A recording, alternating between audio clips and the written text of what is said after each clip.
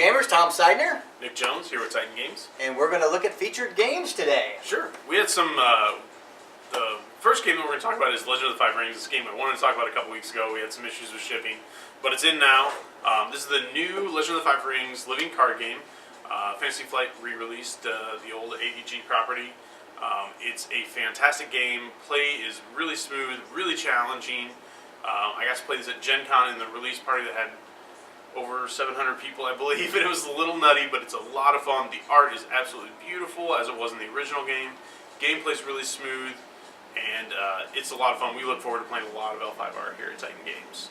Have you gotten to play this one yet? I have not played this, but I've watched some people play it. You guys have some, like a tournament or a league going on for this? Yep, so Monday night is casual play, and we're looking to get a ladder league going for that, and then we'll probably also have monthly or bi-monthly tournaments as well. Yeah, I've seen a couple people playing this. I've not sat down and actually played it myself, but the artwork on the cards is beautiful. I've actually played the original game, and the artwork is much better on this than it was on the original game. I really like the artwork better. Yeah, I've seen some of the older cards. It's interesting to see the difference, and it's not just a time difference. There's a little bit of a quality difference. The original art was really good. This is fantastic. Yes, so. I think so. All right, cool. The next thing we have this week is the Magic Gift Pack that we'll be talking about.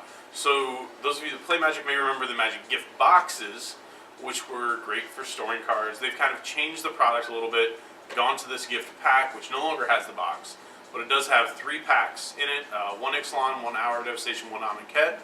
Also still has the Spin Down, 2 premium cards, I believe, and 5 premium lands, as well as a really neat poster with Nico Bolas and a bunch of people fighting Nico. So it's a good product for the holiday season if you're just looking for something simple to give to somebody. Yeah, if you're familiar with this, I think these lands that you get are called star lands. They have the star logo, Yeah, they have the star logo on them. So, and I think they're all foil in here. Correct. The last thing, or the second to last thing we're going to talk about is this behemoth of a game right here, the D&D Tomb of Annihilation board game.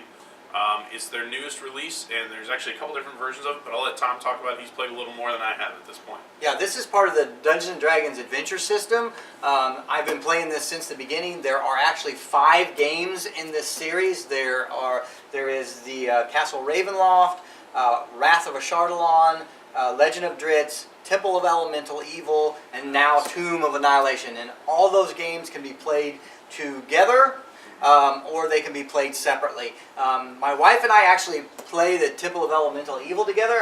My wife's not the kind of person who would probably play Dungeons & Dragons. Yeah. It's a little bit too complicated for her, but she loves this game because it's very simple. It's based on the D20, and so everything is a D20 roll to try to fight the monsters and everything.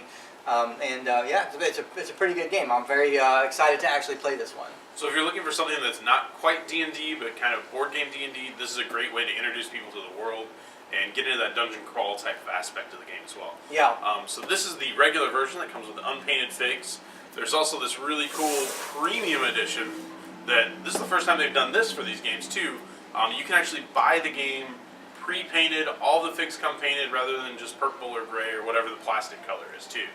So the paints look pretty cool, so I'm looking forward to seeing somebody open one of these up and get to see the figs firsthand as well. One other nice thing about this system is that it does not require a dungeon master. Nope. It's fully cooperative. All the monsters have a card, and on the card it says how they react, and so you just follow the steps on the card, and that's how they react on their turn. So it's really nice. When I was a kid, we played a lot of Dungeons & Dragons, but nobody wanted to be the DM. Everybody wanted to be a paladin or a wizard or something. Everybody wanted to play. So this is really a good thing if you have that situation as well. Sure.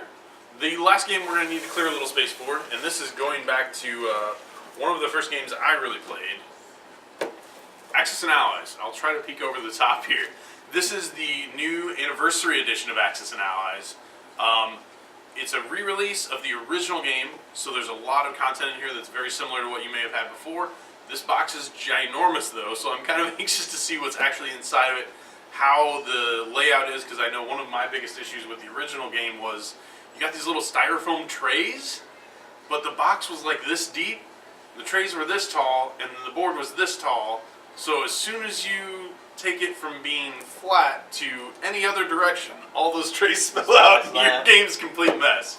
So it looks like just from the board, they may have fixed that issue So yeah, it's an exciting one. Again, going back to one of the very first board games that I played that wasn't, Monopoly or Sorry. Yeah, I've never actually played this game, but I have watched people play this game, and this is a very in-depth game. They've got beautiful little miniatures of tanks and airplanes and all kinds of stuff. You might be able to see that a little bit on here, little soldiers and everything.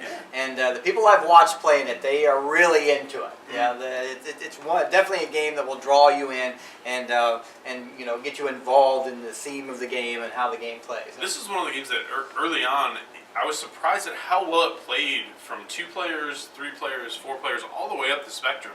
And it does. It somehow scales pretty well. There's a few glitches in there because it's an older game and the mechanics weren't quite as nailed down as some of the games that are released today, but it's still a really good game and a lot of fun to play with a group. So that's it for today. I hope you guys enjoyed the games we have to show you here today. Come back next week and we'll show you what's new next week. And until we see you guys again, happy gaming. This video was provided by The Lonely Gamer. To see more of our news, reviews, and videos, please visit us at lonelytabletopgamer.com.